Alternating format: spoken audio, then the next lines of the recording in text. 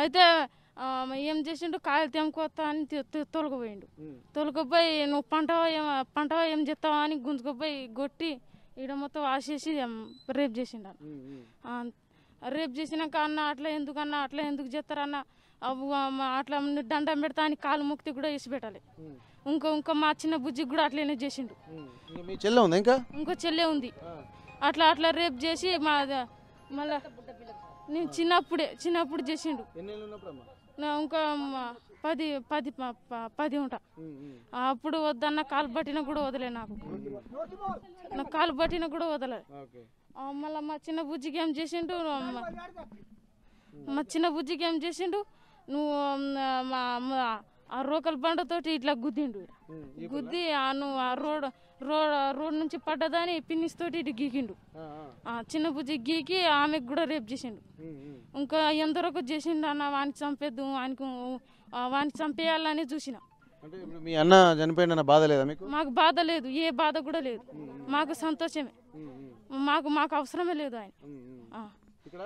ఇక్కడ ఒక్కొక్కరు ఒక్కొక్క బాధ చూడొచ్చు. దాదాపు వాళ్ళు ఎంత ఇబ్బందికర పరిస్థితులు ఉన్నారో.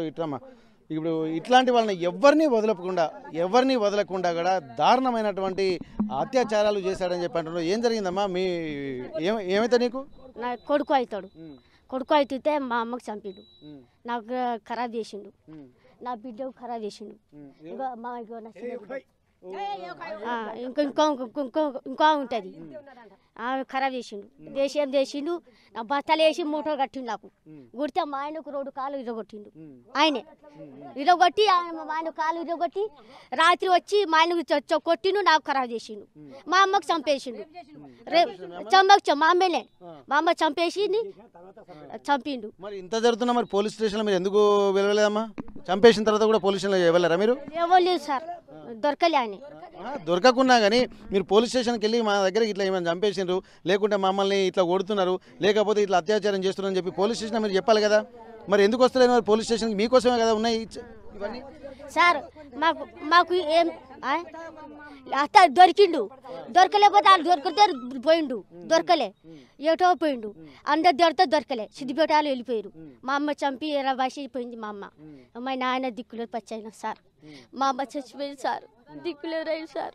ఒక తమ్ముడు సార్, ఎవరు లేదు సార్.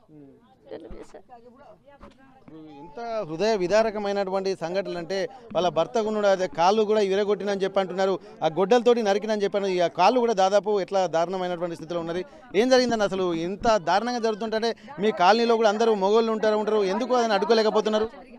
నేను మా తమ్ముడు మా కొడుకు ఏం చేసిండు, కాలు ఇరుగుట్టిండు. కానీ మా భార్యని చెడగొట్టిండు. వద్దు అంటే కత్తి పట్టుకొని వచ్చి కొట్టొచ్చిండు అని పొరగా చంపేస్తా అని చెప్పిన. అంతే. మళ్ళీ మాకు ఈ చెట్టుకు దాడుతాడు, దాకినాకు ఇట్లా సంగతి చంపేయని చెప్పేసిండు, కాలు కొట్టిండు. పోలీస్ స్టేషన్ పోయింది మీ కొడుకేనమ్మా? ఇప్పుడు ఏమైందమ్మా? ఏం జరిగింది చెప్పు. ఏం చెప్పాలి సారు, నా కొడుకు కొట్టాలి, ఏం నేర్పలే, ఏం చేయలేదు. ఒట్టిగానే పోయి మా చెల్లెని నరికిండు. మా అక్కకు మాట అనలే, ఏ ముచ్చట అనలే, ఒక ముచ్చట అనలే, ఏ చేయలేదు. ఒట్టి అడిగి నరికిండు. నరికి ఒడ్డు కింద పారేసిండు. పారేసి ఇంకా మళ్ళీ ఉరికి ఇంకా లేచిండు. లేచి అడ్డు ఉరికి మళ్ళీ లేచి ఉరికిండు. ఇంకా ఇంత కత్తి ఉన్నది, ఆ కత్తిని పొడిచిండు, ఉరికిండు, ఖరాబ్ చేసిండు. మరి ఇంత జరుగుతుంది. ఇప్పుడు అందరూ చెప్తూనే ఉన్నారమ్మా, పోలీస్ స్టేషన్లో చెప్పాలని కూడా చెప్తున్నారు. మరి ఎందుకు చెప్తలేరు మీరు? పోలీస్ స్టేషన్కి ఎందుకు వస్తలేరు మీరు? నా కొడుకు ఇచ్చిపెట్టి సారు, మా కొడుకు కేసు చేయకూరి సారు, ఇచ్చిపెట్టి సార్. ఇడిచిపెడతారు, ఆ బెయిల్ ఇస్తా అని చెప్పి అంటున్నారు కానీ ఈ సార్ వాళ్ళు చెప్తున్నారు. ఇప్పుడు మీరు మరి ఎందుకు మరి పోలీసు వాళ్ళకి ఎందుకు చెప్తలేరు ఇంత జరుగుతున్నా కానీ? చెప్పినాం సారు, చెప్పినాం సారు, ఇనలే వెళ్ళిపోయిండు. పట్టలే పట్టుకోరి అంటే మీరు పట్టాలి అంటారు, మీరే పట్టాలి, మేము పట్టాం, మీరు ఉండి ఎందుకు అంటారు. వాళ్ళు ఎక్కడున్నారో మీకే తెలుస్తుంది కదా, మీరు సమాచారం ఇస్తేనే కదా వాళ్ళు పోయేది. మీరు వాడు ఎక్కడున్నాడో ఎక్కడెక్కడ తిరుగుతాడో మీకే ఎక్కువ తెలుస్తుంది కదా వాళ్ళందరికంటే. మాకు తెలియకుండా పోయిండు సారు, మాకు తెలియకుండా తెంకుపోయిండు. మళ్ళీ వచ్చిండు, మర్చి వచ్చిండు. మర్చి వచ్చినాక నా కొడుకు పోయిండు, మాకల కాడ పోయిండు సారు. మాకల కాడ పోయి ఏం చేయడు, ఇగో ఆడే వచ్చిండు కళ్యాణ్ గడ్డ అక్కడ. ఇక్కడ ఊరి పెద్ద మనిషి ఉన్నారు. అసలు ఇంత జరుగుతుంది కదా, ఇంత జరుగుతున్నాయి, ఇన్ని రకాల ఇబ్బందులు ఎదుర్కొంటున్నారు మీరు. మరి ఆయన అందరూ మంచిగా ఉన్నారు, ఆయన ఒక్కడెందుకు ఇట్లా తయారైండు? ఎట్లా అయిందంటే సార్, అప్పుడు ఇక్కడ లేరు వాళ్ళు కరీంనగర్కే ఉన్నారు. ఈ జరిగింది అని ఈ జరిగింది దగ్గర దగ్గర 7-8 సంవత్సరాల ముచ్చట ఇది ఇప్పటిది కాదు. 7-8 సంవత్సరాల కింద ముచ్చట అయింది.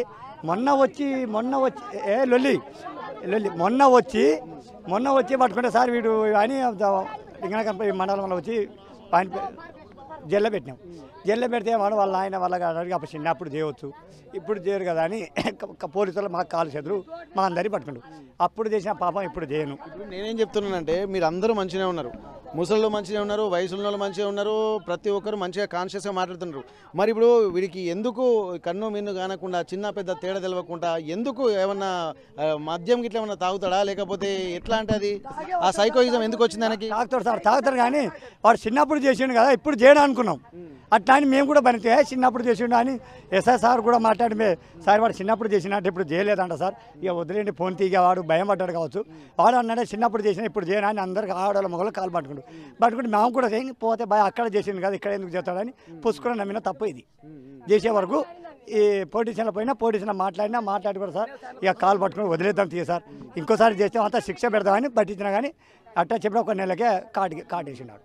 ఓకే, ప్రస్తుతానికి ఇప్పుడు ఆయన ఏమన్నా డ్రగ్స్ గిట్లా ఏమన్నా తీసుకుంటారు, అలవాటు ఉంది ఆయనకి డ్రగ్స్ గిట్లా? డ్రగ్స్ నాకు అది అంతేగాని బాగా తాగుతాడు కానీ కత్తులు బరిసీలు ఉంటాయి మన చేత.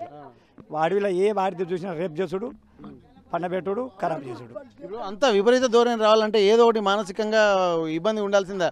డ్రగ్స్ ఉన్నా లేకపోతే ఇంకేమైనా వాడితేనే కదా వాడు ఇవన్నీ చేసేది. తుపాకులు కట్ట ఉండదు సార్, తుపాకి కట్టలేదు సార్. తుపాకీ కాదు, డ్రగ్స్ అంటే మత్తు పదార్థాలు ఉంటాయి చూడు. అదే ఏమో తెలియదు సార్ మనకు. వాడు మాత్రం వచ్చి ఒక 2 నెలలకే 2 నెలల 15 రోజులకే జరిగింది. ఇక ఆంచెల్లి ఇక మాకు తెలియలేదు. మరి ఆడి మా ఇంటికాడ ఉంటారు, తోటకు తెల్లారంగా పోతే సాయంత్రం వస్తాడు అంతే. తెల్లారంగా పోయినా అనుకో సాయంత్రం 4 గంటలకు 5 గంటలకు 6 గంటలకు వచ్చి పండుకుంటాడు, వాళ్ళు బరాబరి పండుకుంటాడు. నేను ఆయన చూసినా కానీ ఈ పాపగారి ఉన్నాడు అని మేము చూసుకోలేదు సార్. మా పాపి అని చూసుకోలేదు, మా దరిద్రముడు అని మేము చూసుకోలేదు. అట్టే ఒప్పుకోబట్టాం కానీ చాలా రోజు ఒప్పుకోబట్టలేదు. ప్రస్తుతానికైతే ఎవరైతే ఇప్పుడు కాళియా కనకయ్య ఉన్నాడో ఆ కనకయ్య వాళ్ళ అత్తను చంపాడని చెప్పి అంటాడు. వాళ్ళ కనకయ్య మామ మనతో ఉన్నాడు. ఎందుకు చంపిండో ఒకసారి మనం అనుకుందాం. ఏం జరిగింది అసలు? ఏం జరగలేదు అసలు, ఏం చెప్పలేదు కానీ ఉత్తిగా చెప్పలేదు. ఏం చెప్పలేదు, కూర్చొని కోసులు కొట్టుకుంటూ కూర్చున్నాం. కూర్చొని ఉత్తిగా వచ్చి నాకు ఆయన భార్యకు వచ్చి ఆయన మూడు వచ్చి నా భార్య వచ్చి ఒక్క వాడు కూడా చెప్పలేదు. పొద్దుకి 4 గంటలు వచ్చేసి అంతేగాని ఏం చెప్పలేదు, ఏం చెప్పలేదు. నా భార్య ఏం చేసిన మొత్తం చేస్తున్నాడు, నేను చూడలే. నరికిండా?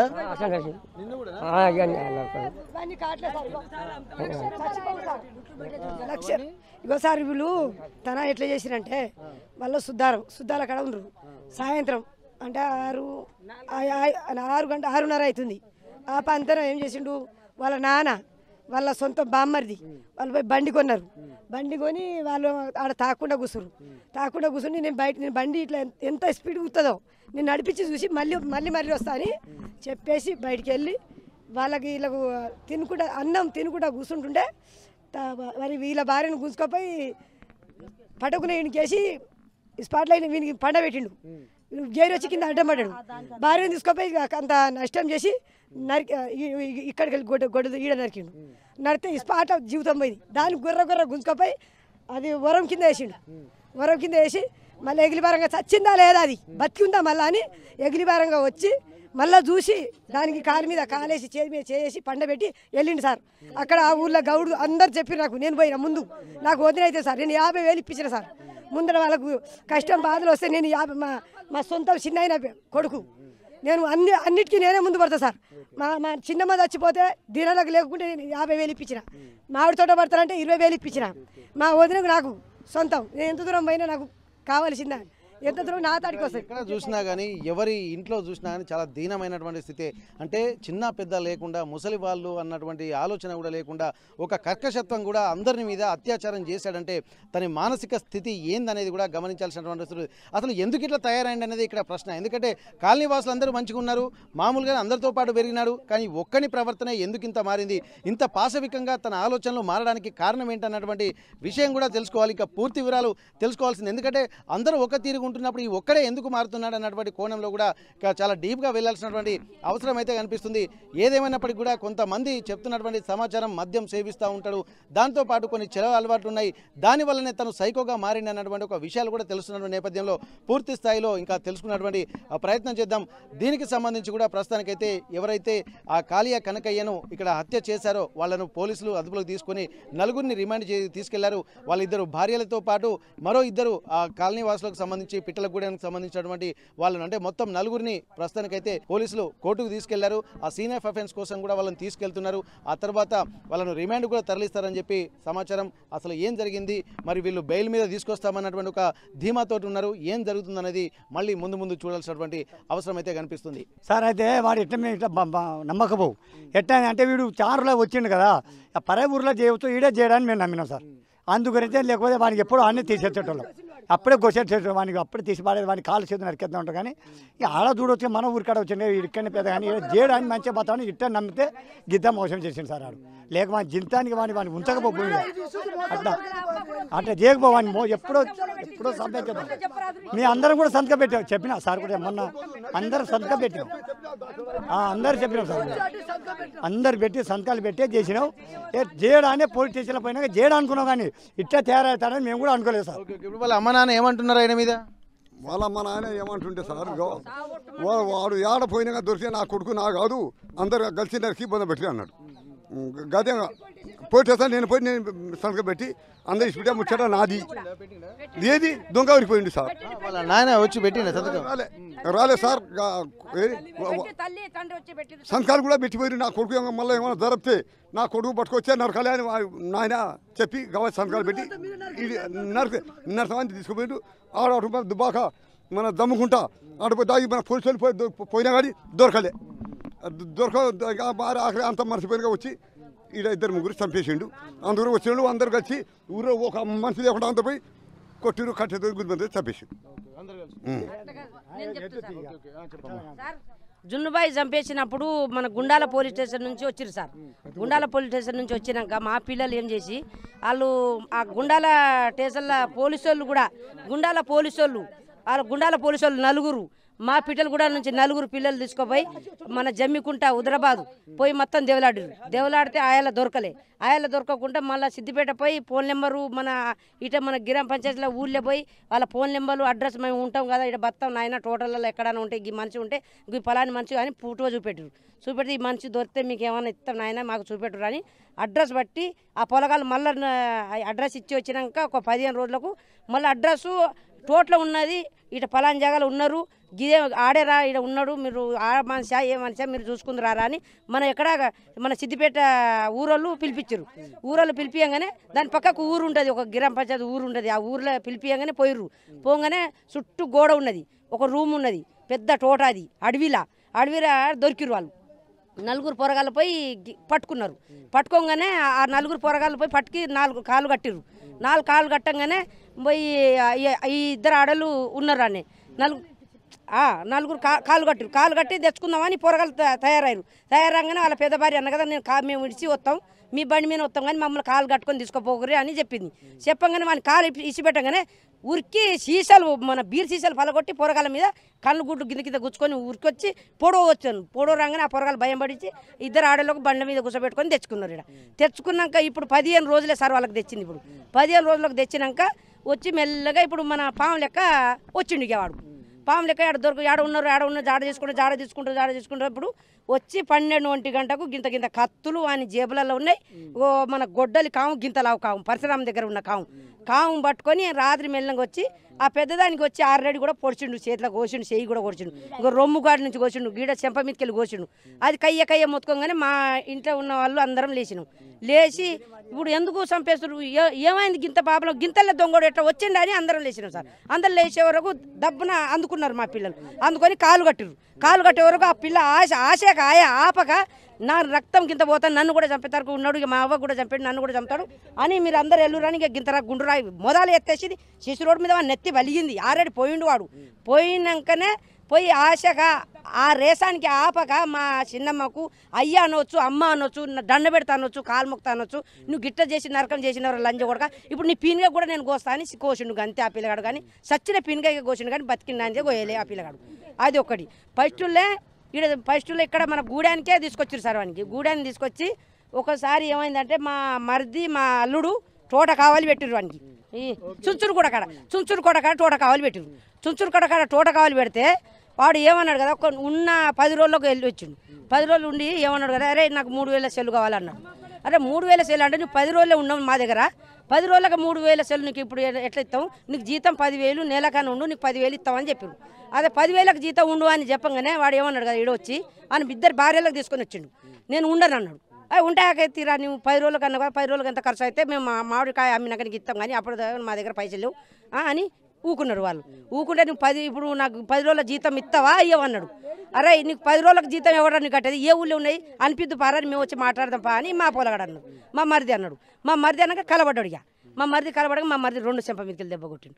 2 చెంప మీదకి దెబ్బ కొట్టంగానే అసుంట దూరం మన కాలువ ఉందా కదా సార్, కాలువ దాటిండు. ఇక కాలువ దాటంగానే ఏమంటాడు, రై నీ భార్యను రేప్ చేసి నీ 4 పోరగాళ్ళకు మీరు నీ 4 పోరగాళ్ళకు చంపి ఊరిబిసికి మీ 4 పోరగాళ్ళకు చంపేస్తా, నీ భార్యకు నేను రేప్ చేసి చంపుతారు అన్నాడు.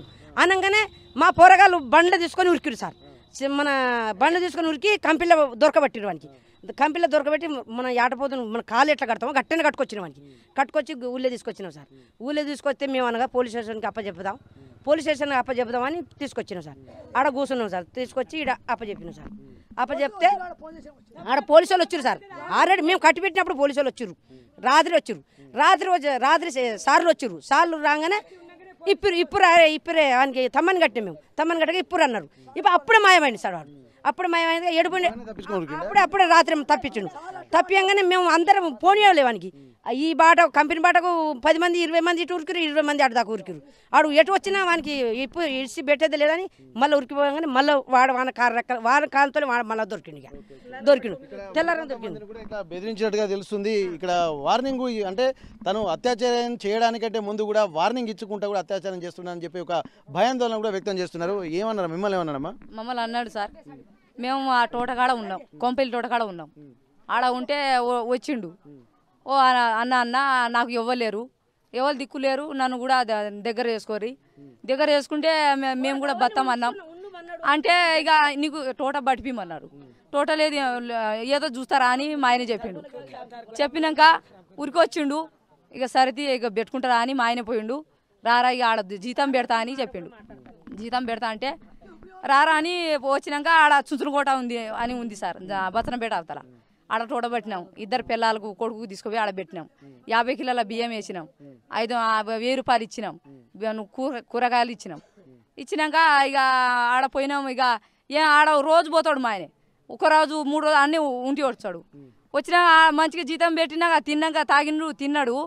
ఏం చెప్పిండు, నువ్వు 3,000 సెల్లు ఇప్పిస్తావా లేకపోతే నీకు నీకు కొట్టాలా అని ఊరికి వస్తుండు. ఏందిరా నీకు ఇంత తినిపిస్తున్నా, నువ్వు అట్లా ఏం చెప్తావురా, నువ్వు అట్లా చేయవద్దురా, వద్దు నేను ఇప్పిస్తా తీరా, ఇప్పుడు 1 రూపాయి లేదు, నేను 2 రోజుల్లో నేను ఏడన్నా అడిగి ఇస్తారా అని చెప్పిండు. చెప్పినాక ఏం చేసిండు, ఇక నువ్వు వచ్చి ఇక కొట్టవస్తుండు. నువ్వు నాకెందుకు కొడతారా, 2 చెంపలు వేసిండు. 2 చెంపలు అయితే ఏం చేసిండు, గల్ల పట్టుకొని ఇంత రాయి పట్టుకొని ఊరికొట్టు మా ఆయన మీద. దర్రాజు తలకాయ పడిపోవు మా ఆయనకు. అయ్యా దేవుడా అని ఇక అంతలే వచ్చిండు, తలకాయ మీద ఇట్లా వేసిండు. ఆ బండ ఇటు పడిపోయింది, లేకపోతే మా ఆయన చచ్చిపోవు. అప్పుడు ఇక పడిపోయినాక ఉరికిపోయి ఆ కాలువ అవతల పోయిండు. ఆడ బంగ్లా ఉంది కదా సార్, ఆడ కంపెనీ కాడ నిలబడి అమ్మంటాడు. ఆ టోట్లో వస్తా నేను 4 పిల్లలు ఉన్నారా నీకు, నీ 4 పిల్లలు కూడా నరతా, నీ పిల్లానికి అని నాకు చెప్పిండు.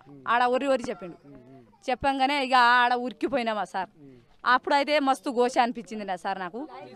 పోయి ఆడ కళ్యాణ్ ఊరు మన ఆడ చెప్పు సార్ మన కంపెనీ కాడ ఆడపోయిండు. ఇక పోతే అని మేము ఇచ్చిపెట్టినాక ఆడ కళ్యాణ్ దగ్గర వచ్చిండు. మళ్ళీ ఎరటోళ్ళ ఫోన్ చేసుకున్నాడు. ఫోన్ చేసిండు, రై నువ్వు ఏడ ఉన్నారా నీ పిల్ల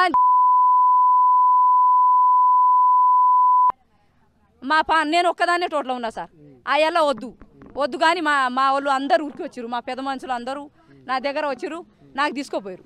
లేకపోతే నాకు టోటల్ సమ్దు సార్. ఆయనే మస్తు బాధ నాకు. ఆడిని సమ్దు నా 4 కొడుకు బిడ్డ 3 కొడుకులు సమ్దు.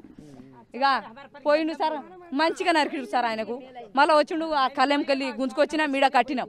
ఈ మన తమ్మం కాడ కట్టి మన సార్కి చెప్పినాం.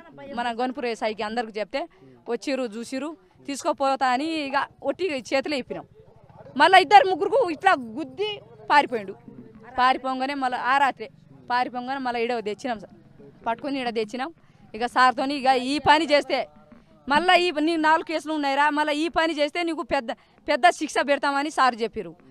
మేము పెద్ద మనుషులు కలిసి మేము చెప్పినాం సార్ మీరు మళ్ళీ ఈసారి మా ఆడోళ్ళ దగ్గర మా మొగల దగ్గర మా ఎవరికి మా పొరగాళ్ళకు ఏమన్నా జరిగితే మా పొరలకు రేపు చేస్తా అని టోట్ల పోయిండు. మళ్ళీ ఈ పని జరిగితే మేమైతే గ్యారంటీ నరుకుతాం సార్ అని చెప్పినాం. చెప్పి ఇక్కడ సంతకాలు వాళ్ళ అమ్మనాయన ఆ కనకాయ అమ్మనాయన వచ్చిర్రు. వాళ్ళు సంతకం పెట్టినాక మేము పెద్ద మనుషులు అందరు పోయి మేము సంతకం పెట్టి పోయినాం సార్. సార్ మాకు ఏం ఆయన పోయింది పీడ బాపింది సార్. లేకపోతే మాకు 4 కోట్లు నాకు 4 మాకు సమ్దు సార్. మేము అందరు సమ్దు సార్. మేము అంతా చచ్చిపోవు సార్. ఇప్పుడు దాకా ఇప్పటికే చాలా మందిని బెదిరించినట్టుగా తెలుస్తుంది. ఒకవేళ తను చనిపోయాడు కాబట్టి మేము ఇప్పటికీ కొంత సంతోషంగా ఉన్నాం. ఒకవేళ చనిపోకుండా ఉంటే మాత్రం మమ్మల్ని ప్రాణాల మీదకి వచ్చేటువంటి అవకాశం ఉంటుంది. ఎవరిని ఎప్పుడు ఎలా చంపేటువంటి పరిస్థితులు. ఎందుకంటే గతంలో ఉన్నటువంటి అనుభవాలను దృష్టిలో పెట్టుకుంటే ఇప్పటికే చాలా మంది బాధితులు ఉన్నారు. వాళ్ళ తరపునే వాళ్ళే కాకుండా ఇంకా కొంత మిగిలినటువంటి వాళ్ళు కూడా భయంతో కూడా బిక్కుమంటూ రోజు కాలం వెలదీస్తున్నటువంటి పరిస్థితి అని చెప్పి అంటున్నారు. ఏదేమైనప్పటికీ కూడా ఒక పీడ విరగడైపోయింది అన్నటువంటి ఒక ఆలోచనలు మాత్రం ఈ కాలనీ వాసులు పిట్టలగూడెం వాసులు చెప్తున్నటువంటి పరిస్థితి. లింగాలగన్పూర్ పోలీస్ స్టేషన్కు వచ్చిన తర్వాత తను రిమాండ్ నుంచి ఉన్నటువంటి వాళ్ళను కాపాడాలన్నటువంటి ఒక విజ్ఞప్తి మాత్రం పోలీసులకు ప్రభుత్వానికి చేస్తున్నటువంటి నేపథ్యంలో కూడా ఇట్లాంటి దుష్టుల్ని కూడా ఉపేక్షించకూడదన్నటువంటి ఒక సూచనలు మాత్రం ఇక్కడ ఈ పిట్టలగూడెం గ్రామస్తులు చేస్తున్నటువంటి పరిస్థితి.